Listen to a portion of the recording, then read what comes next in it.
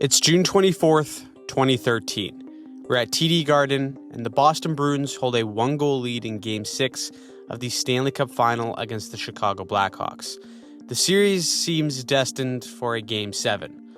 All Boston has to do is keep Chicago off the scoreboard for the next 90 seconds. But in hockey, 90 seconds is an eternity, and it's plenty of time for a game to be completely flipped onto its head and potentially change hockey history.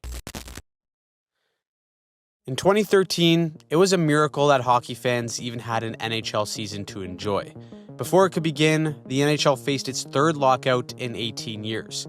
The start of the season was delayed from its original October 11th date due to a lockout imposed by the NHL franchise owners after the expiration of the league's CBA. After a last-minute agreement between the NHL owners and the NHLPA, training camps finally opened on January 13th, and a shortened 48-game season began on January 19th. While the labor dispute forced a big change in the regular season's layout, it did not alter the expectations for the Boston Bruins and the Chicago Blackhawks. Boston's championship window was wide open at this time. After winning the Cup just 2 years prior in 2011, a core led by players like Chara, Bergeron, Krejci, Rask, and Marchand all aimed to capture a second Stanley Cup. And in this shortened season, Boston looked like they were for real.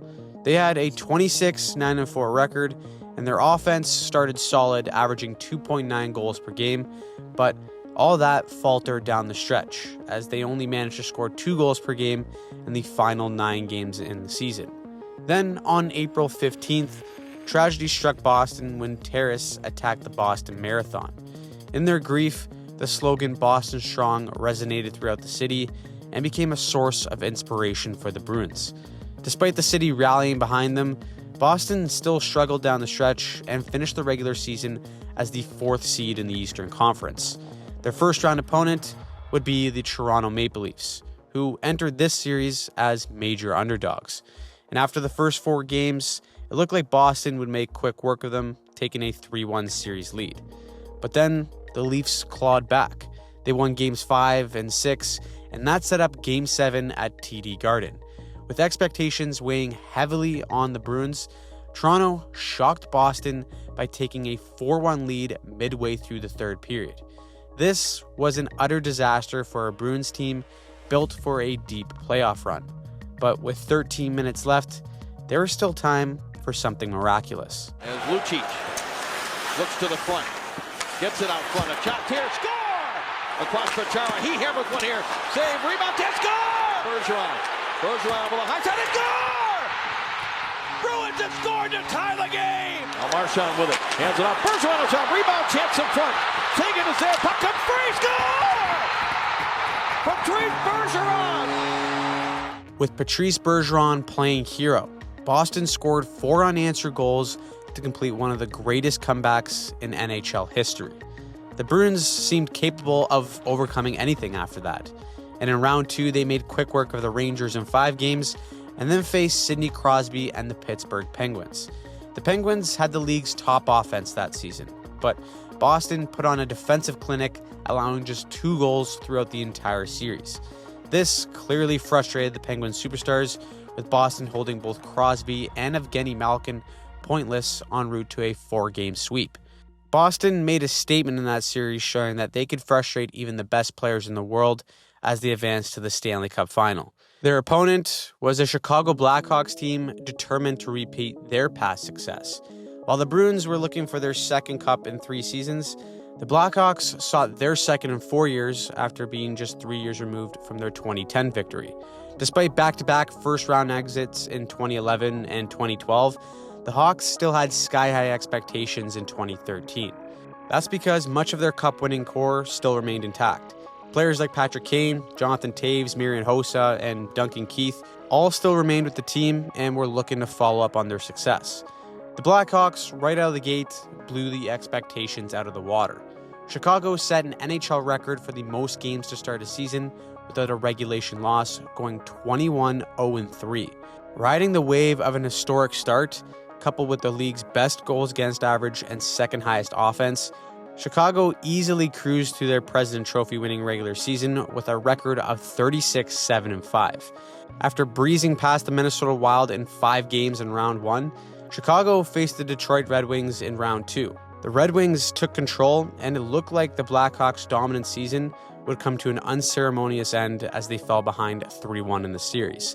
But this Hawks team had no quit. They battled back to win games 5 and 6, forcing a game 7 on home ice. With a tense game 7 being tied with under 2 minutes left, this would look to be the dagger. Shaw holding, down it back to Chalmers, score! Except this goal didn't count. Offsetting penalties for roughing just before the puck went in meant that this game was going to OT, with the anxiety of the crowd at a peak, with them feeling robbed of a potential Game 7 win. Another shutdown defenseman for the Hawks would get a chance to play hero. Right back ahead comes Seabrook with a shot. He scores!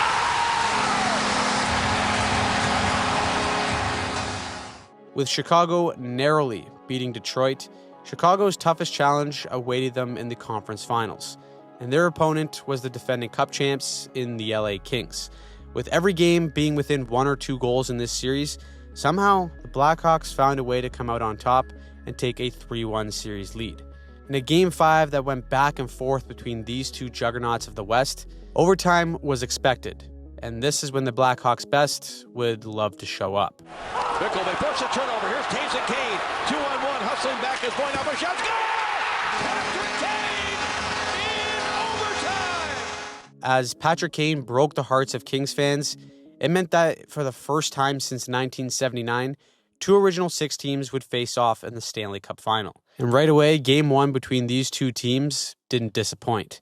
After having 2 separate 2-goal leads of 2-0 and 3-1, the Bruins allowed Chicago to tie it up in a 5-minute span in the third period with goals from David Bolin and Johnny Oduya. Tied at 3, the game needed an extra 52 minutes of hockey before a winner emerged. To the blue line, roasts the ball to the net, score!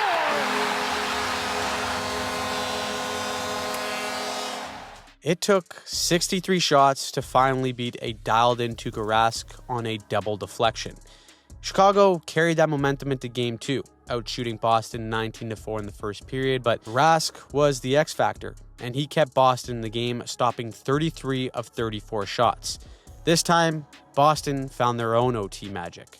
Scaled along to Bowling off his stick, turned right back over again and led on out for someone. Paille, he scores! Paille! And the Bruins have won it in overtime. Heading back to TD Garden, Boston got yet another incredible performance from Tuukka Rask, who stopped all 28 shots in a 2-0 shutout victory.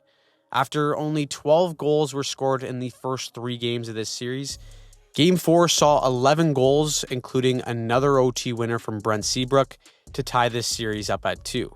In a crucial Game 5, Chicago's best players started to shine, with Patrick Kane scoring twice and Jonathan Taves recording 2 assists in a 3-1 victory. It set up a decisive Game 6 back in Boston. And with Boston's back clearly against the wall, the Bruins looked to set the tone early, hitting everything in sight and keeping much of the play in Chicago's end. With Boston pouring on the pressure, a face-off win would eventually lead to them striking first. They decided to fire it. There's the goal. Here's Sagan, side of the net. Can he score? One thing was clear in the first period. The pressure and forecheck of this Bruins squad was forcing all kinds of mistakes for Chicago in their own end. However, Boston just couldn't pull away despite having multiple power plays.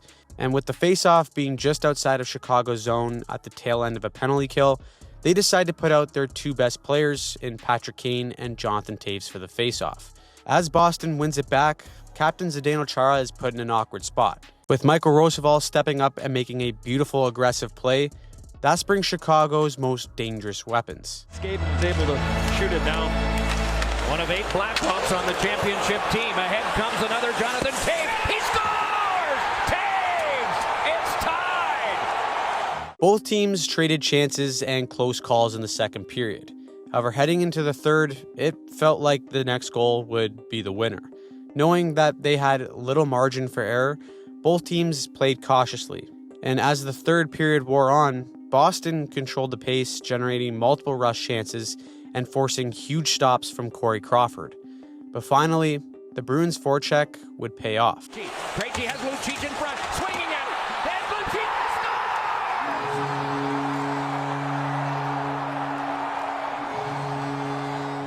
Taking a 2-1 lead, Boston was now in the driver's seat. And under head coach Claude Julien, we've seen firsthand how this team's structured play has stifled even the very best in these playoffs. Chicago, despite having a power play, still struggled to generate any quality chances. And as we got into crunch time with a minute 30 left in the third period, it was time for the Blackhawks to pull their goalie and go for one last push. On the ice for Chicago is all their best players, including this man, Patrick Kane. He's proven time and time again that he's built for these exact moments. And instead of doing the safe play and just dumping this puck in, Kane decides to attack through two Bruins defenders and enter the zone. With his shot being kicked into the corner by Rask, Chicago starts to deploy all of its traps. First, Kane seals himself on the boards to stuff the initial clear. Closing in on Krejci is captain Jonathan Toews and defenseman Duncan Keith. If Krejci can get this puck past Keith, Boston is home free with an empty net to force a Game 7. But the pressure is just too much, and in the blink of an eye, everything changes for Boston. Extra attacker out in the net empty. They battle in the corner. It's finessed by Keith around for a feed in front. Score! Taves to Beckel! In a surprising turn of events that saw Chicago tie this game at 2, we're now just moments away from overtime. But as the puck is dropped and Chicago regains possession, NBC's Doc Emmerich reminds everyone just how much time there truly is. With 70 seconds separating these teams from another overtime. Hasn't happened yet, though. With the Blackhawks gaining the zone and swinging it to the point, what looked like a relatively harmless possession quickly turned into a nightmare for Boston. Help to the back. Oduya shot deflected. Scramble. They score! Ballin! 3-2 with less than a minute to go. In just 17 seconds, the Chicago Blackhawks scored 2 goals to shock everyone. For a Boston team that has been so great defensively, just a pair of mental lapses has put their season on the brink. In one of the very rare games where both teams pull their goalie, Boston has one more shot to pull off another miracle. And in a season where they've done the unthinkable, it doesn't seem totally impossible. But the Blackhawks can smell victory. And as the time ticks down, it was only 90 short seconds ago that this entire building and even some reps from the NHL thought that this was going 7. For Chicago, they now stand on the verge of greatness by being less than a minute away from becoming one of the most dominant teams to ever hoist the Stanley Cup. As for Boston, a season filled with a roller coaster of emotions and flashes of dominance will forever be overshadowed by just 17 seconds in NHL history.